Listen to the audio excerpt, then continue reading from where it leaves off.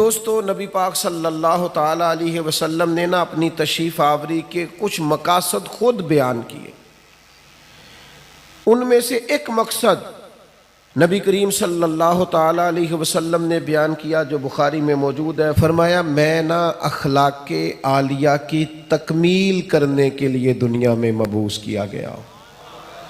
تمہارے اخلاق کو سنوارنے کے لیے، طرز زندگی، طرز معاشرت، طرز معیشت، ان سب چیزوں میں اخلاقی غلبے کے لیے میں مبعوث کیا گیا۔ اور خود نبی پاک علیہ السلام کے اخلاق کے بارے میں اللہ نے فرمایا، وَإِنَّكَ لَعَلَىٰ خُلُقٍ عَظِيمٍ، اے محبوب آپ تو عظیم اخلاق پر ہیں، آپ کا خلق تو عظیم ہے۔ کچھ صفات ہمیں بڑی جلدی اخلاق حسنہ کی اپنانے کی ضرورت ہے، اس لیے کہ جو بے راہ روی ہے اس کو صرف نعروں سے نہیں روکا جا سکتا۔ جو ہماری طبیعتوں میں اضطراب ہے وہ صرف اچھی مجالس سے ہی فقط کر دینے سے ختم نہیں ہوگا۔ ہمیں ان مجالس سے پھوٹنے والی ضیاء سے، ان مجالس سے ملنے والے سبق سے، ان محافل کے انعقاد پر مرتب ہونے والی نصیحت سے، ملنے والی نصیحت سے ہمیں اپنے اوپر عملاً کچھ چیزوں کا نفاذ کرنا ہوگا۔ مثلاً ایک چیز بڑی تیزی سے پھیل گئی ہے، وہ ہے بے چینی، بے قراری، اضطراب، دوڑ دھوپ، حلم کا نہ ہونا، برداشت کا نہ ہونا۔ اور میں آپ کی خدمت میں عرض کروں، یہ عدم برداشت یہ عالمی مسئلہ بن گیا۔ کسی چیز کو لوگ قبول نہیں کرتے، مزاجوں میں ٹھہراؤ نہیں ہے، دل تنگ ہوتے نظر آتے ہیں، چھوٹی باتیں لوگ کرتے ہیں۔ عرب کی سوسائٹی کے اندر لوگ سخت مزاج تھے، وہاں کے جو بدو تھے ان کی ترش روئی کا ہر آدمی شکوہ کرتا تھا، ان کا لہجہ پتھروں سے زیادہ سخت تھا۔ پر نبی کریم صلی اللہ تعالی علیہ وسلم نے اس حلم کا مظاہرہ فرمایا، حضور نے اس بردباری کا مظاہرہ فرمایا۔ پتہ ہے آپ کو، دنیا میں بڑے بڑے سیانے لوگ بھی اس لیے ناکام ہو جاتے ہیں کہ ان میں بردباری نہیں، ٹھہراؤ نہیں، بے چینی ہے، بے قراری ہے، جلد بازی ہے، بات بات میں بے چینی کا اظہار کرتے ہیں۔ آپ یہ صحیح بخاری کی حدیث دیکھیے، حضرت انس بن مالک رضی اللہ تعالیٰ عنہ بیان کرتے ہیں، میں نبی پاک علیہ السلام کے ساتھ تھا تو حضور نے سرخ دھاری دار چادر اوڑھ رکھی تھی، نجرانی چادر۔ تو ایک بدو آیا، اس نے آ کے محبوب کی اس چادر مبارک کو کھینچا۔ آپ فرماتے ہیں، میں نے خود دیکھا حضور کی مقدس گردن پر اس کا نشان پڑ گیا چادر کا۔ اور جب حضور نے اس کی طرف توجہ کی تو پتہ کیا کہتا ہے؟ کہتا ہے، وہ جو اللہ نے مال آپ کو دیا اس میں سے مجھے بھی کچھ عطا کریں۔ یعنی سوالی بن کے آیا ہے، مانگنے آیا، اور حال یہ ہے کہ مقدس چادر کو پکڑ کے کھینچ رہا ہے، اور اس سختی سے کھینچ رہا ہے کہ گردن پر نشان پڑ گئے۔ پر جناب انس بن مالک فرماتے ہیں، اس کی حرکت اتنی سخت تھی کہ محبوب کی مقدس وجود اطہر پر وہ نشان چھوڑ گئی۔ لیکن جب اس نے کہا میں کچھ مانگنے آیا ہوں، تو فرماتے ہیں اس وقت میرا قربان ہونے کو جی چاہا جب حضور نے بات سنی اور مسکرانا شروع کر دیا۔ یہ کمال اللہ نے صرف محبوب کریم کو عطا فرمایا ہے، وہ اپنے پرائے کا غم کھانے والا، مرادیں غریبوں کی بر لانے والا، مصیبت میں غیروں کے کام آنے والا۔ یعنی وہ اس سختی سے مکالمہ کر رہا ہے کہ مقدس چادر پکڑ کے کھینچ رہا ہے۔ ہمارا دروازہ کو زور سے بجا دے نا فقیر کبھی، تو ہم کہتے ہیں بھئی تو خیرات لینے آیا ہے کہ قرضہ لینے آیا ہے؟ توڑے گا تو دروازہ؟ لیکن کیفیت یہ ہے کہ اس نے گردن مبارک پر نشان چھوڑ دیا، پر حضور مسکرائے۔ میرے دوستو، طبیعتوں میں کچھ ٹھہراؤ لانے کی ضرورت ہے، حضور سے بردباری کا فیضان مانگنے کی ضرورت۔ ہماری بے چینیاں، ہماری بے قراریاں، ہماری طبیعتوں کا الجھاؤ، اور ہمارا چھوٹی چھوٹی باتوں پہ لڑ پڑنا، چھوٹی چھوٹی باتوں پہ الجھ جانا، آپ یقین کریں یہ محافل اور مجالس میں بعض انتظامی معاملات کی بھی دوست پابندی نہیں کرنے دیتے۔ کسی کو کہا جائے کہ آپ ذرا رک جائیں، آپ تھوڑا ٹھہر کے آئیں، آپ اس دروازے کی بجائے اس دروازے کو اختیار کر لیں، لیکن ہماری طبیعت اس طرح کی ہوتی ہے کہ ہمیں من چاہا سارا ماحول چاہیے، ہم کسی اصول کے، کسی ضابطے کے، کسی قاعدے کے پابند نہیں رہنا چاہتے، کیوں کہ بردباری نہیں ہے۔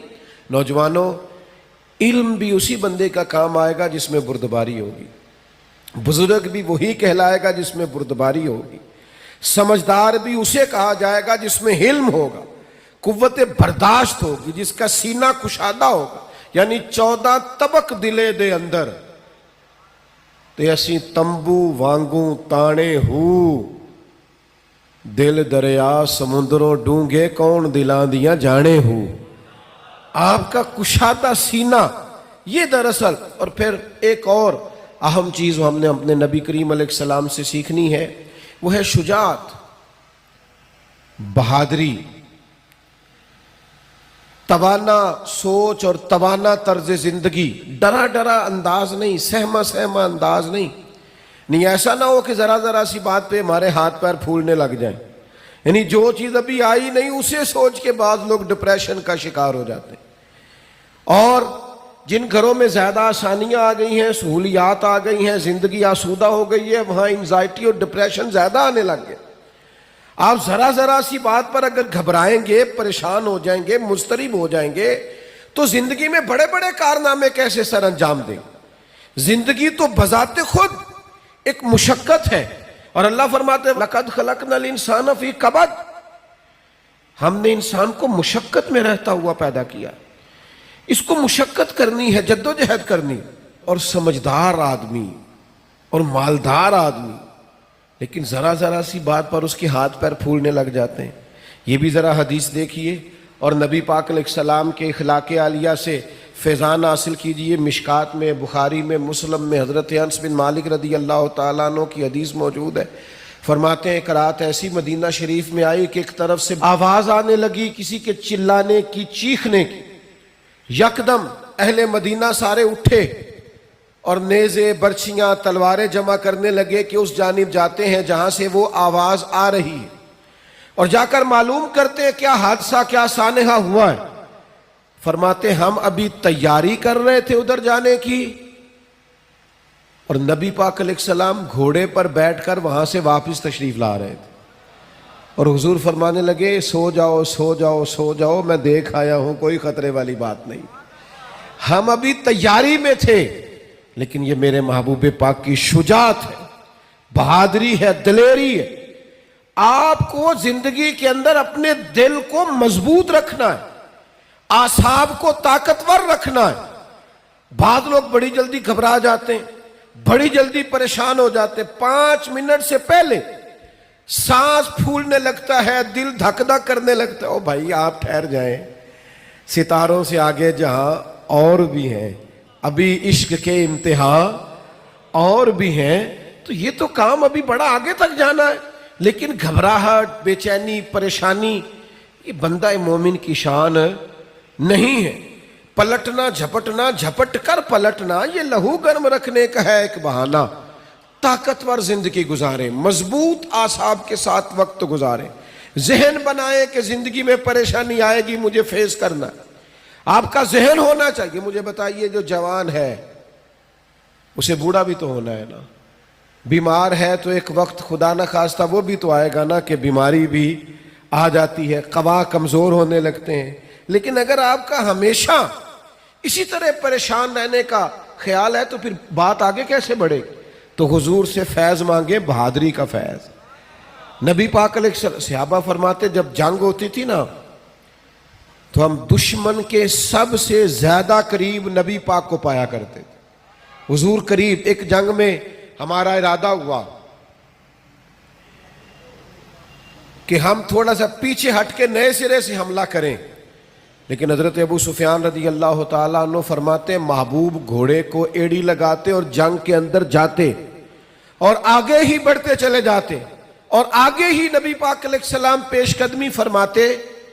تو میں نے عرض کی حضور تھوڑا سا پیچھے ہٹ کے نئے سرے سے حملہ نہ کیا جائے؟ تو فرمایا نہ بھائی پیچھے نہیں ہٹنا، میں نبی ہوں، بات یہ بھی سچی ہے، اور میں عبد المطلب کا پوتا ہوں، بات یہ بھی سچی ہے، لہذا پیچھے نہیں ہٹنا، آگے کی طرف پیش قدمی کرنی۔ تو میرے دوست گھبراہٹ نہیں، بے چینی نہیں، الجھاؤ نہیں، میلاد شریف والے محبوب سے یہ فیضان پائیں کہ ہم نے ہمیشہ اپنے اعصاب کو مضبوط رکھنا. پھر اللہ تعالیٰ نے نا اپنی حکمت کے ساتھ لوگوں کے اندر دولت کو تقسیم کیا. یہ اس کی حکمت ہے. سورۃ الشورى کے اندر اللہ تعالیٰ نے فرمایا کہ اگر سب لوگوں کو مال میں وسعت دے دی جاتی تو زمین میں فساد ہو جاتا، بغاوت ہو جاتا.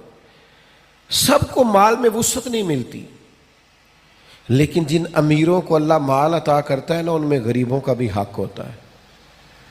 قرآن مجید کہتا ہے سائل کا اور محروم کا حق ہے. یہ جو میں کہہ رہا ہوں اس پر غور کریں، حق ہے. نہیں آپ پر، امیر آدمی پر غریب کا، آپ کا خیال ہے وہ مانگنے آیا ہے، اور اللہ کا قرآن کہتا ہے حق لینے آیا ہے. اس کا حق ہے. جب انسان کے مزاج میں مالی طور پر گھٹن آتی ہے نا، وہ کنجوس ہو جاتا ہے، بخیل ہو جاتا ہے. اللہ تعالیٰ نے مالی طور پر وسعت دے دی ہے، پر قلبی طور پر تھوڑی سی نا اس کے مزاج کے اندر گھٹن ہے، تو پھر بھی ماحول میں پریشانی پیدا ہوتی ہے. اللہ تعالیٰ بعض لوگوں کو زیادہ مال عطا کرتا ہے. ان کی ذمہ داری ہے غریب بہن بھائیوں کا، دوستوں کا، پڑوسیوں کا، سائلین کا، مساکین کا، یتیموں کا، بیواؤں کا، کمزوروں کا خیال رکھیں، ان کی مالی معاونت کریں اور ان کا حق سمجھ کر کریں. کہ اللہ، حضور سید عالم علیہ السلام کا ایک فرمان اگر کبھی ہمیں یاد ہو جائے نا، تو آپ یقین کریں کہ دل کبھی تنگ نہ ہو خرچ کرتے ہوئے. حضور فرماتے ہیں رب تمہیں جو عطا کرتا ہے نا، وہ تمہارے ضعیفوں کی برکت سے عطا کرتا ہے. وہ جو تمہارے ہاں کمزور روٹی کھا جاتے ہیں نا، غریب کھا جاتے ہیں، ان کے سبب سے اللہ تمہیں دیتا ہے. تو اگر یہ ذہن بن جائے نا کہ اللہ تعالیٰ پتہ نہیں کس کی برکت سے دے رہا ہے، تو پھر جب کوئی آئے تو بندے کا دل تنگ نہیں ہوگا، وہ پریشان نہیں ہوگا، مضطرب نہیں ہوگا. بلکہ ہم نے تو تاریخ میں ایسے بھی سخی پڑے ہیں کہ کوئی لینے آتا تھا تو اس کا شکریہ ادا کرتے تھے کہ یار تیری مہربانی، تو نے اس قابل سمجھا ہے کہ میں تیرے کچھ کام آ سکتا ہوں. نبی کریم صلی اللہ تعالی علیہ وآلہ وسلم کے اخلاق عالیہ سے، حضور کی سیرت پاک سے ہمیں جو فیضان ملتا ہے نا، اس نقطے کو ضرور سمجھیے گا. یعنی آپ کتب سیرت میں یہ پڑھیں گے کہ مہینہ مہینہ کاشانہ نور کے اندر آگ نہیں جلی، چولہا نہیں جلا، کھجور پانی پہ گزارا. اور اگر ایک سونے کی ڈلی گھر میں پڑی رہ گئی ہے ایک ٹکڑا، تو نبی کریم علیہ السلام نماز پڑھا کے تیزی سے گھر تشریف لے گئے اور حضور نے اسے اٹھایا اور اللہ کے راستے میں خیرات کر دی. کسی چیز کو گھر میں پڑا نہیں رہنے دیا. گھر میں تو دعا مانگی تھی کہ یا اللہ ایک وقت فاقہ ہو، ایک وقت روٹی ہو. لیکن حضرت جابر ابن عبداللہ رضی اللہ تعالیٰ عنہ ارشاد فرماتے ہیں، بخاری مسلم دونوں میں موجود ہے، فرماتے ہیں کہ جب بھی کسی نے حضور سے سوال کیا ہے نا، تو جو چیز ہم نے حضور کی زبان سے نہیں سنی وہ نہیں ہے. حضور نے کبھی کسی کو لا نہیں فرمایا، یہ نہیں فرمایا نہیں ہے. اللہ کرے میں آپ کو سمجھا سکوں. یعنی گھر میں مہینہ مہینہ چولہا نہیں جل رہا، فاقوں کی دعائیں ہو رہی ہیں، لیکن جب کوئی لینے آیا ہے تو حضور نے کبھی نہیں کا لفظ اپنی زبان سے ادا. ایسا کوئی محبوب کہیں ہوگا نہ کہیں ہے، بیٹھا ہے چٹائی پہ مگر عرش نشیں ہے، اور ملتا نہیں کونین کو کیا کیا تیرے در سے، ایک لفظ نہیں ہے جو تیرے لب پہ نہیں ہے. اور آپ دیکھیے فاضل بریلوی کیا کہتے ہیں. فاضل بریلوی کہتے ہیں واہ کیا جود و کرم ہے شہ بطحہ تیرا، واہ کیا جود و کرم ہے شہ بطحہ تیرا، نہیں سنتا ہی نہیں، نہیں سنتا ہی نہیں مانگنے والا تیرا. اور اعلیٰ حضرت فاضل بریلوی رحمۃ اللہ علیہ فرماتے ہیں دھارے چلتے ہیں عطا کے وہ ہے قطرہ تیرا، اور تارے کھلتے ہیں سخا کے وہ ہے ذرہ تیرا. محبوب جب دھارے چلے نا، دھارے عطا کے دھارے چلے، تو پتہ چلتا ہے کہ میرے کریم نے کسی کو قطرہ عطا کیا ہے. اس کے گھر میں دھارے چل رہے ہیں، نہریں بہہ گئی، اور فاضل بریلوی فرماتے ہیں جب پورے تارے کھل جائیں نا سخا کے اور سخاوت کے، پورا گھر اور پورا محل روشن ہو جائے، تو اس کا مطلب یہ ہوتا ہے کہ کریم محبوب نے کسی کو ذرہ عطا کیا۔ میرے کریم سے گر قطرہ کسی نے مانگا تو دریا بہا دیے ہیں، دربے بہا دیے۔ سخاوت کا مزاج پیدا کریں۔ اور غریبوں کی خدمت میں بھی گزارش ہے کہ حضور فرماتے ہیں بندہ اللہ کے ساتھ جس طرح کا گمان کرتا ہے رب بھی اس کے ساتھ اسی طرح کا معاملہ فرماتا ہے۔ سخاوت کا مزاج تو پیدا کریں۔ حضور نے فرمایا بندہ دل کا غنی ہوتا ہے، آپ ارادہ تو کریں کہ یا اللہ تو دے میں تیرے بندوں میں بانٹوں گا۔ آپ ارادہ تو کریں، وہ کریم ہے، عطا کرتے کہاں دیر لگتی ہے۔ نبی کریم صلی اللہ تعالی علیہ وآلہ وسلم کی سخاوت، اور کس طرح کی سخاوت، اس سخاوت کا انداز کیا ہے۔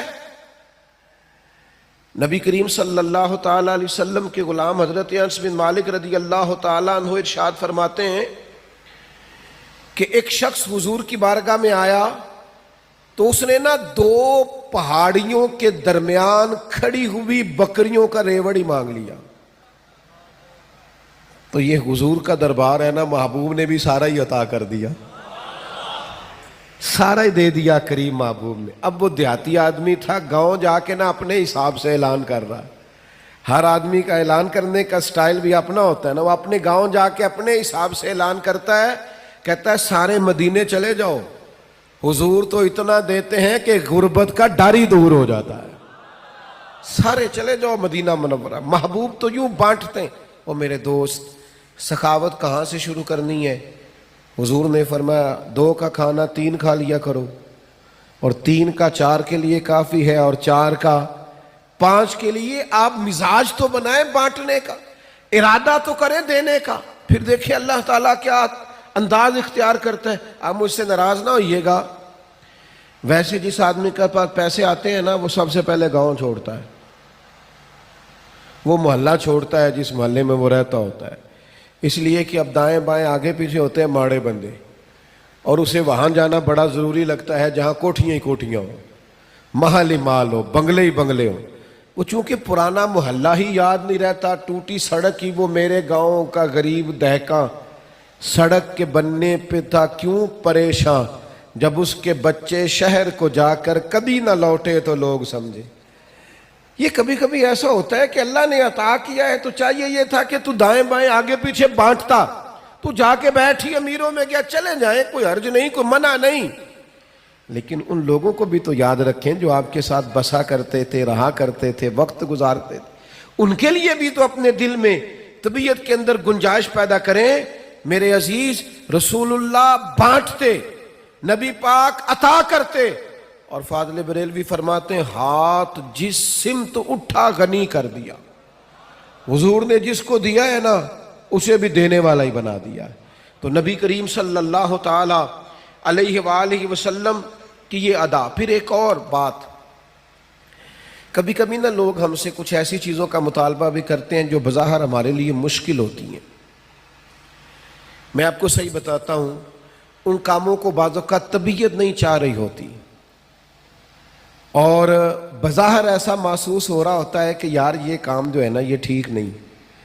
آپ تم نہ وقت دیکھ رہے ہیں، نہ آپ ماحول دیکھ رہے ہیں، نہ موسم دیکھ رہے ہیں، وہ بعض اوقات ایسے مطالبات کر دیے جاتے ہیں جو ٹھیک نہیں ہوتے۔ لیکن میرے محبوب کے اخلاق عالیہ کا یہ بھی کمال ہے کہ حضور نہ ہمیشہ کوشش کرتے تھے آنے والے کی دلجوئی کر دی جائے۔